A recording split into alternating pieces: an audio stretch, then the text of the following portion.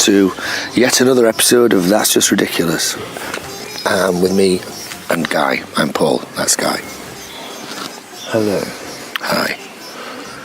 We're on the lawn. So lovely. This could be the first day of summer, I think. What I sometimes think about friendships is that you get like a bottle. Imagine a friendship as a bottle of liquid, and on the like a bottle of wine, and on the label it has "My friendship with Paul." Yeah. And each time we get together and we do something, we pour a little bit of it out. But there's this dreadful feeling is that you're going to run out. Do you think we might run out of friendship? Yeah, and at the end, you're just, you know that thing when you get the last drop out of a bottle, not of wine, but of whiskey. Dregs. Of whiskey. Just push, trying to find another little tiny bit. Well, don't you just go and get another bottle, though? Yeah, but that's got "My friendship with Barry" or with Brian written on the label. No, it could be the same thing, but a different vintage. The new year. Yeah. I hope so. Do you think we're wearing it out, our friendship? No. I wanted to say, actually, because I had a conversation. Draining it. Thrashing it like a dead horse. This morning I had a... It used to be so lively. Yes, my God, look at it now. Just don't look at it too closely. It's a maggot-infested mess that it is. That we had a very good story last night of a friend of ours who was camping in the dark, and they opened up some cheese. They were hungry, and she was with her mum, and they opened up some cheese and ate it in the dark. And she remembered it, thinking it was quite nice. It tasted okay, but it had a rather odd texture. She said it was fizzy. Fizzy, yeah, kind of foamy, fizzy, but had a bit of an odd texture. And in the morning, in the light, when she opened up the bit of paper to look at the cheese, it was a quiche. It was a quiche, was it? Yeah. I got it. It was infested with maggots. Blowfly maggots. And they'd been eating the maggots. Oh, God. Camping. Don't do it, kids. Is that like friendship, then? You end up infesting your own friendship and then eating the maggots. It's the opposite of glamping. What would that mean? Eating maggots in the dark. Glamping. What's the opposite of glamour? Crapping. But doesn't Cramping. No, there's glamour and there's... mundanity. Yeah, is it? Mundanity. It's worse than mundanity, the opposite of glamour, isn't it? Dreariness. Yeah. I had a nice conversation this morning by text with somebody, and it was all about friendship, really.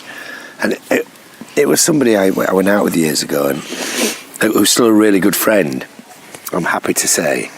And she said... That doesn't happen often. No. More than you might think, Kenaway. But, you know, she sent me this picture of us many, many years ago, and we looked both so young, and she said, you were 40 then, and I thought you were so old back then.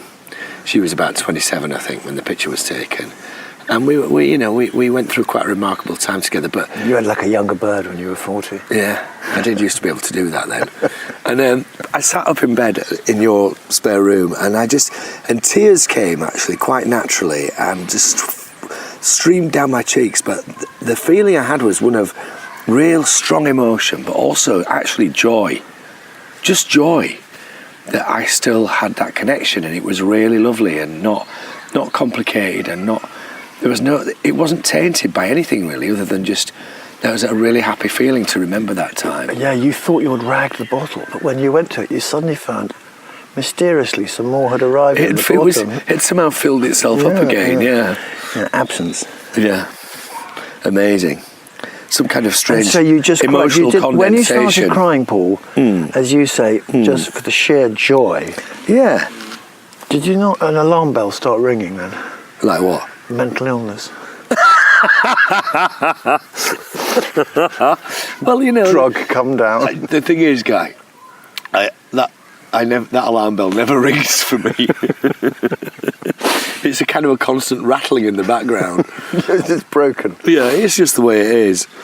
And then we had this other one. You said that I know that somebody else was texting me, a different person, but you said that this person was, and they was gently pushing my buttons, and I said, well, I don't mind that because the panel's disconnected. Please push my buttons. You can push all these here, none of them work.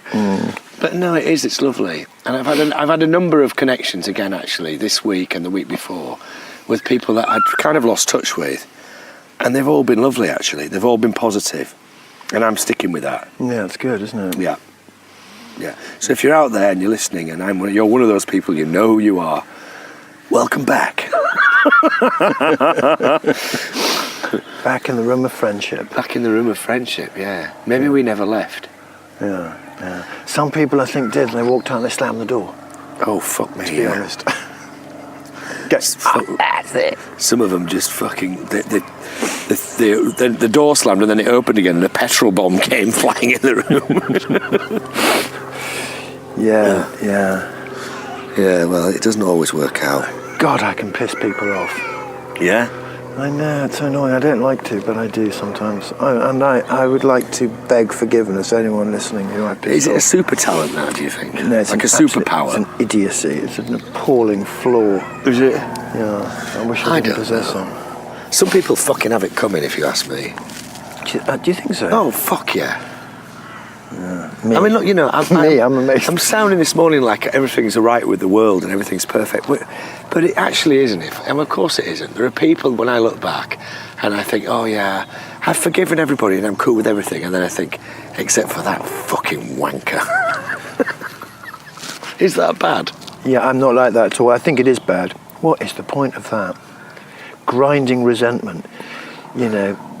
Like a coin in a washing machine. Tinkling, tinkling. No, it's a desire, guy, to remind myself. It's going to get caught in the filter. It's a desire to remind myself not to allow that to happen again. Yeah, you don't need to. And to. that person becomes a symbol of that thing. Yeah, absolutely, you don't need to. No. Yeah. You mean I don't need the symbol either? You don't let it go down the river. The matter is closed. I love saying that to people. The matter is closed. As I'm seething inside. Even when it absolutely isn't. I actually had to do it today. No, it is clever. I think saying it does help you close it. The matter is closed. This has gone down the river. Let's not talk about this again. Yeah. I don't want to talk about this again. No. But then you don't... What about the people that you can say that to? But if you... The last thing you want is them darkening your door.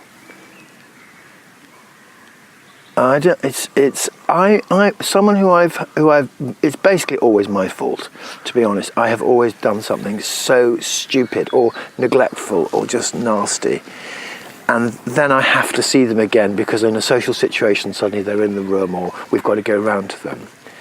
And have you never met a proper arsehole who's just fucked you over? No, well, myself. Never. And in the mirror. Never. You know. Honestly. Hello. No, and obviously, yeah, I've done that to myself too. And I know when that happens, and I have been an absolute twat in that respect, and I know I have, I accept that. But you're telling me you've never once had somebody, maybe you're just too clever for that, maybe you're just too streetwise. No, you see it coming. Well, so picking a fight with me, I think, is a sign, in a way, of affection that they haven't quite worked out how to be nice to me. Like pulling the ponytails of the girl you fancy at school. Yeah, very much so, very much so. And also, I have reverse paranoia, which is, I believe, lots of amazingly good things going on out of my control.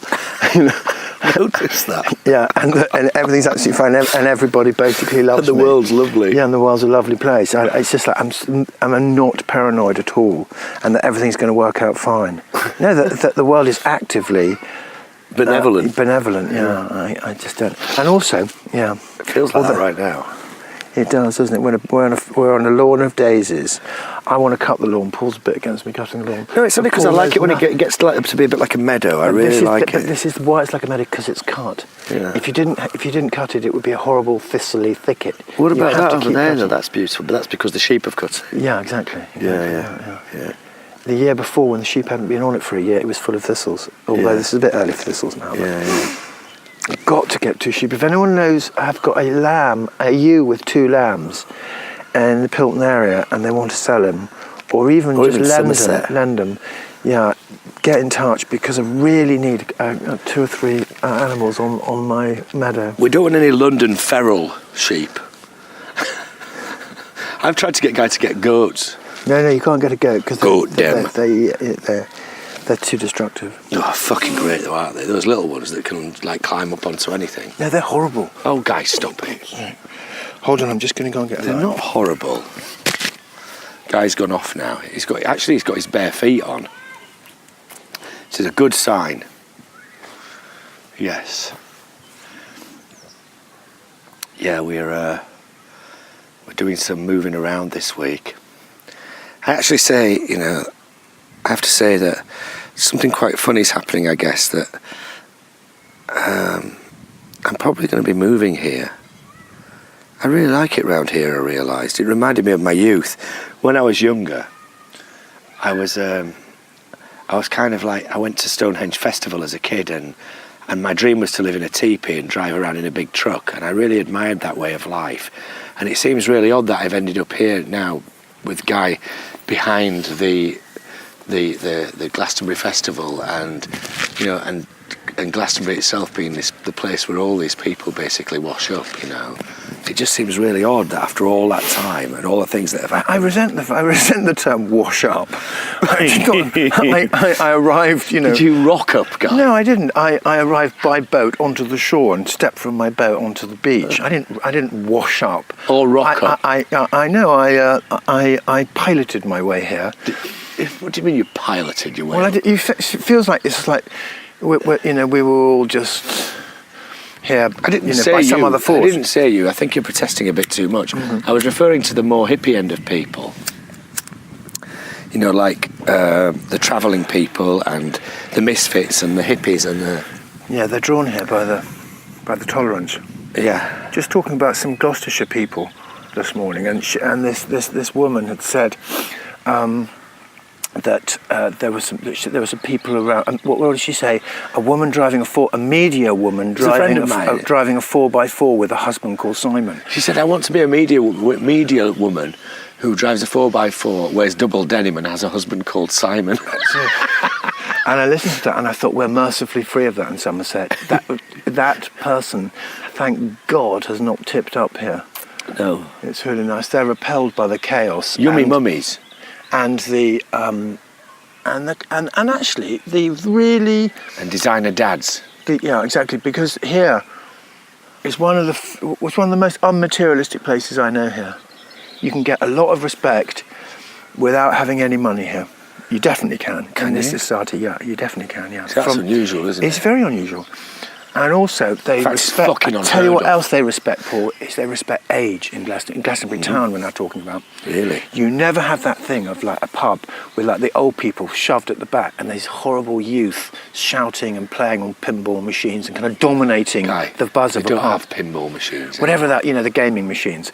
That the youth are the ones who are huddled at the back, terrified, and in the front are the grey hairs and the old crones and the old men. Leather and patchouli and weird robes. Necessarily, they're normally, they have their own style, but they are allowed to be old here, without a fear of young people, kind of sort of pressing them into some kind of old age into corner. The grave. It's one of the things I love about it. Hustling them into the grave. Yeah. Yeah. Well, and it's a good place to grow old, I guess. It is an interesting mix. Because there are definitely wealthy people there. Is Jean Michel dead? Jar? No, the guy who wrote the book about ley lines. He's been dead about 5 years. I remember 10 years. I remember not going to his funeral. I don't know him. Do you not know him? He was a very important person because he knew about sort of pagan, mysterious Britain, and he popularised it in a number of books. And he I think, what were the books? Was a book. The most important one was a book about ley lines, in which he wrote about the theory of what ley lines were. So he came up with that concept, and he drew loads of them all over Britain on maps. Right. I don't know if he's taking the ideas from someone else and just coalescing them into a book. Anyway, I remember clearly now. About 10, 12 years ago, he was a friend of a lot of mates of mine, but I didn't know him. He was a great big character. Everybody adored him. He was a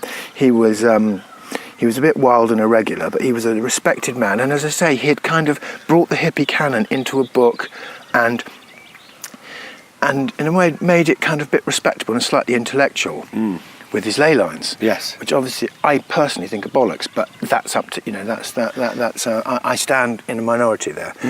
But he had a funeral because a lot of my friends, when I first came here, said, we're going to be coming down your way because it's Jean Michel's funeral. And it was a huge gathering of the people who believe in those things. And yet, I don't know if you remember, but yesterday someone said to me, do you want to come to a talk Sunday evening? So I said, not really. What's happening?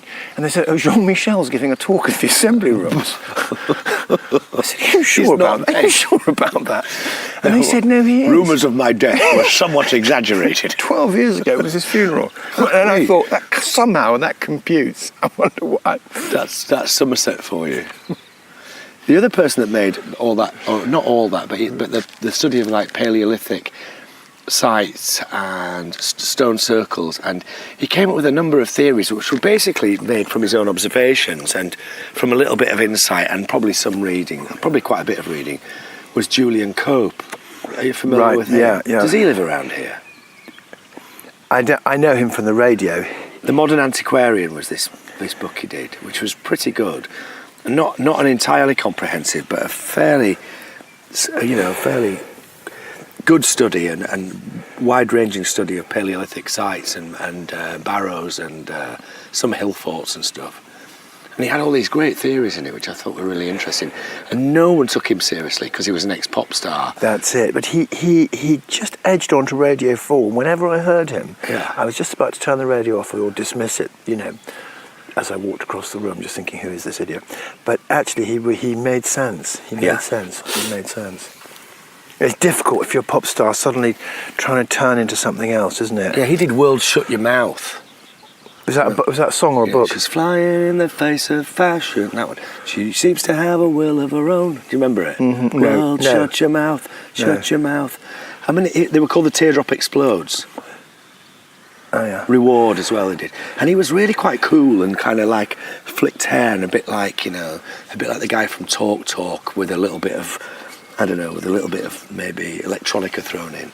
And then suddenly he was this like... You lost me about 4 sentences kind of ago. bearded, robed, caped, wand-bearing messiah of the Paleolithic era. We went into a shop actually which sold capes the other day. Paul was trying to pick a cape from me. I thought, this is not going to work. You look good in this one. Get Guy caped up. Fuck's sake. So, kind of walking down the street looking really uncomfortable in a big cape. Yeah, I like it. It's called Cat and Cauldron. It's in Glastonbury. There's a surprise. The place where you can Glastonbury, the place where you can't buy a pair of socks, but you can buy a witch's cauldron in 7 shops. Yeah. Guy walked into the shop and said, "Do you know, I'd really like to get my tarot read, but I can't find it anywhere." And that literally every other fucking shop has got things in the window saying tarot, it was I so Ching, great, and I just runes, entrails. And they don't do entrails anymore, do they? Much to my disappointment. No. It's so good. Oh, I wish I knew someone who could read my tarot. It's so I'd good. like them to read the entrails of my enemies. Yeah, if you want to get a hippie off their seat, you just have to say that, and they lurch towards you, as this woman did with her card. She disappeared out of nowhere and said, "Well, actually..." I had my tarot read for the first time this week. Ever in your whole life? In my whole life, yeah. I felt I was totally leading him. He's such a nice man. He's a really nice man. Ash, he knows a lot. He knows a lot of history.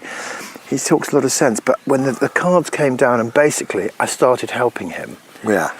And I analysed myself out loud.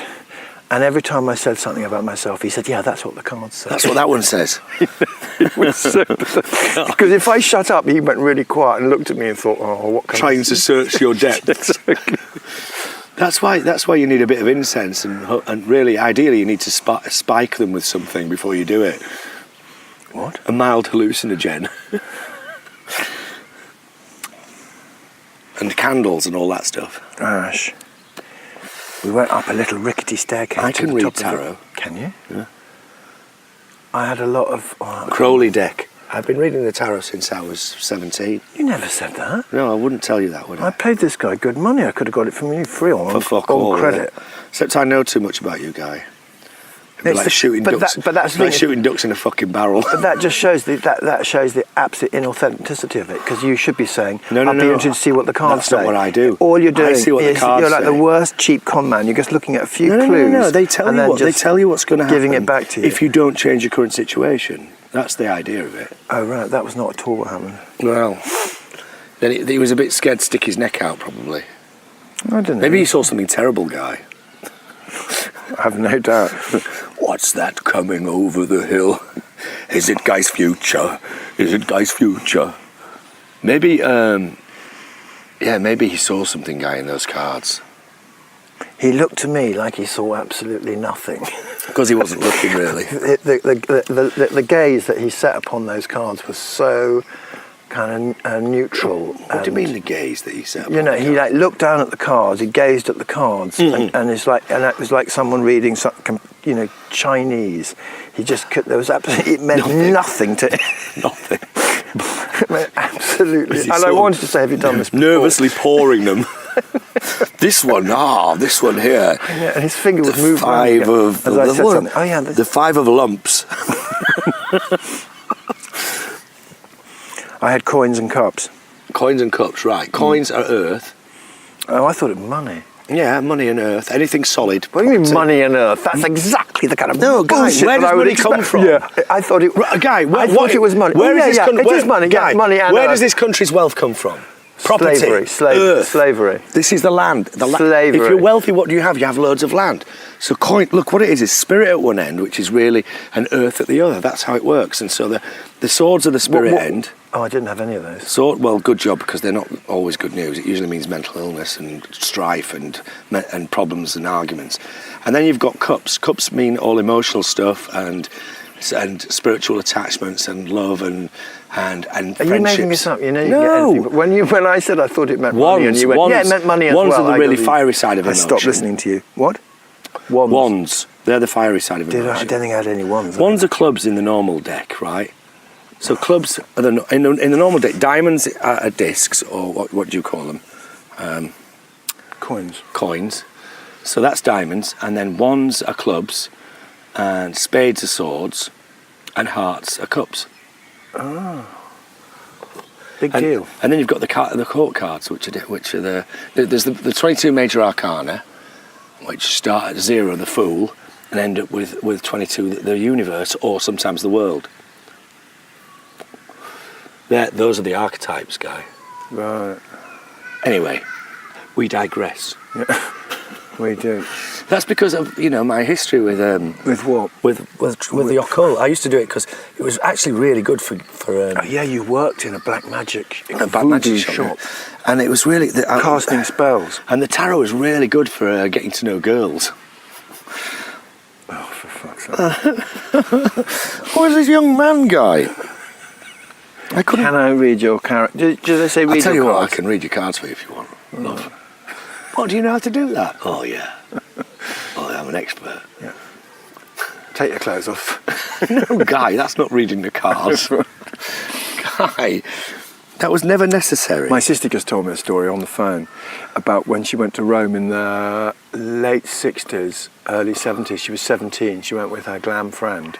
And her glam friend's older sister was a photographer in Rome, quite a successful photographer in Rome. Well, it doesn't all that sum up such a beautiful world, where your glamorous sister is a kind of well-known photographer in Rome. And her sister's boyfriend was an older Italian guy who was also a photographer. And these two young girls, they were about 17, were invited out to Rome. And they went to, and she said, we turned up at the house. How did they get there? They flew there. They must have had a bit of brass there. They came off the plane and they went to this guy's house where her sister was, and she said there was a lot of kind of good-looking Italian guys with quite long hair and black, hanging around, and black polo neck sweaters, which I thought was a nice detail. And she said they came into the room and they said, "Stop! First of all, you have to drop your pants. We have to take a photo of your bottom." Because we're doing this project that everyone who walks through that door has to have their bottom photograph. I said, that's like a criminal offence now. You're being that. It is. She said, yeah, and I said, what did you do? He said, well, we just pulled up, these pulled guys were all down with black polo neck sweaters, and we pulled our knickers down, and they photographed our bottoms. And afterwards, like, hey, this is the one. I quite like look. No, this one is better. That was the 70s. God, yeah. Jesus Christ. Yeah. I didn't go abroad until I was, I was 11, and we went to Benidorm, and it was such a big deal going on a plane. I can still remember how excited I was about having the meal on the plane and everything. It was quite nice in those days. You got the little pepper and salt. Yeah. And you had a proper tray. Yeah. And a knife and fork. And just being in the departure terminal at Heathrow was you got your little TWA bag or whatever, and it was like glamorous. TWA bag, guy. Well, you know what I mean. Well, I never had a TWA bag. But you know, the airlines would like give out less and less and less now. They used to give out loads of kind of little Goodies. Goodies, yeah. Yeah, I loved it anyway. It was And amazing. people dressed up for it. They did. To travel. My mum always used to have a kind of flying ensemble. Twin sets. You know, yeah. You still see it now occasionally. People a bit older than me who like couples, and you see they've dressed up a bit to travel. To travel. To fly. And then they're herded like cattle into their pen by the really bored EasyJet woman, yeah. Yeah. Mm-hmm. Yeah. I remember you saying last time me and you got on a plane and there was some guy in front of us who had brand new trainers on, and you said, God, it's so sweet when you see people and they've obviously bought something new to go on their holiday with and they're wearing it quite proudly. Yes. And everyone's a little bit nervous. And it's cute. All that's going to be over soon. Yeah, because we're basically, you're going to, I think the ration will be one foreign trip per life. Per family. In a jet aeroplane. Otherwise, jet aeroplanes will have to be used for emergency, for vital government business. Oh, yeah. The new Wabenzi. Who's that? The Wabenzi is a tribe in Africa, and the Wabenzi tribe, and they're the ones who drive around in Mercedes-Benz with blacked out windows because they work for the government. Right. So they'll be the global Wabenzi. Yeah, that's it. And we won't be allowed to go in. We probably won't be, no. Quite right too. But don't worry, Elon Musk is inventing electric-powered transatlantic ships, which we'll all be travelling on. Is he? Apparently, yeah. Well, I think that's a good project. It's a good enterprise. So it'll take 6 days to go to New York the way it used to. Yeah, unlike Somerset Maugham always say it's the perfect time just to write a short story. And he'd start his short story as the out of Southampton, and a final full stop would go as he saw the Statue of Liberty. Exactly. And you had 5 days, which I think it's enough. Anyone can deal with 5 days on a boat. I would personally. I have been over the Atlantic on a boat once in my life. Have you? Yeah. Wow. And I'd love to do it again. It's so hard to do it. I mean, those ships, what they do now is they just go around in circles. You pile onto them, they're like a block of flats, and you just go around in a circle for about 5 days, just getting absolutely arseholed and gambling. Yeah, and then they drop you off at some place. You're herded off. In the same, and you're herded off for a bit, and you're just like tramp picked around. off by the worst people in that community. Absolutely the worst people. So you end up hating wherever you've been. Yeah. Oh yeah, I went there. They were fucking horrible actually. Got off the boat. They're just really annoying, them lot. And they're absolutely the most venal, horrible, greedy, cutthroat people get to see the cruise tourists. But the cruise tourists bring it upon themselves. They all look so daft. None of them get out. This is from Jamaica. I see them coming in. None of them get out and about amongst the people. And they're not really allowed to. And then they're herded back on the boat, and then they go off. I see them going past my house in the evening.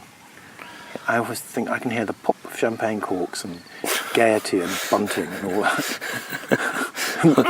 People being sick over the side. And Zimmer frames.